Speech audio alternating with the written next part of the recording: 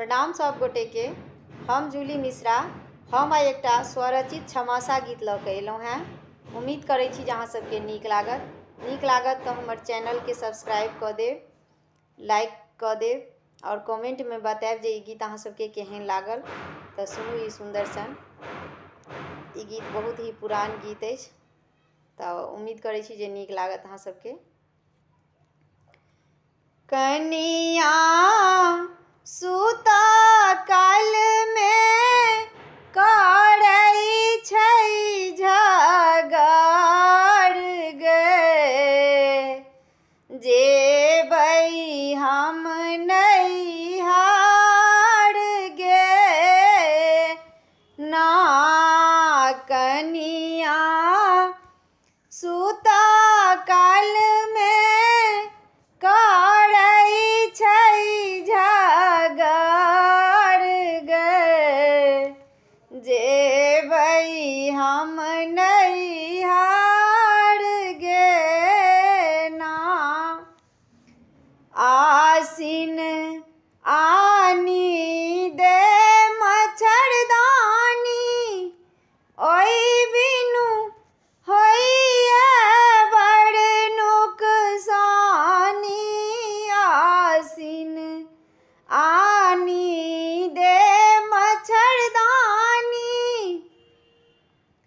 ओइ बिन होइए बड़ नुकसानी।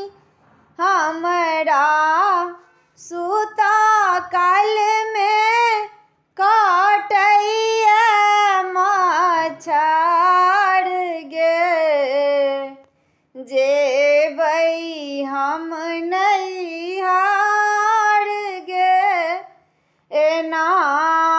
हमरा सुता काल में काटैए मच्छर गे, जेबै हम नैहर गे ना। कार्तिक कंगना गढ़ा दे, नहीं तऽ नैहर का बैसा देख। कार्तिक कंगना गढ़ा दे, नहीं तऽ नैहर का बैसा दे।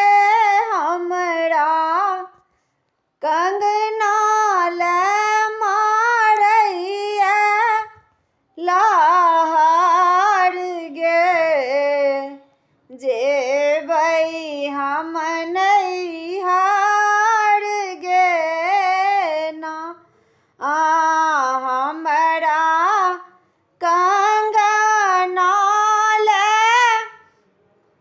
मारैए लहर गे, जेबै हम नैहर गे ना। अगहन खुनादी या पैखाना, एलै कलयुग के जमाना। खुनादी या पैखाना, एलै कलयुग के जमाना। हमरा बाहर जाइते लागैए शरम गे, जेबै हम नैहर गे ना। हमरा बाहर जाइते लागैए शरम गे, जेबै हम नैहर गे ना। कनिया सुता काल में काढ़ै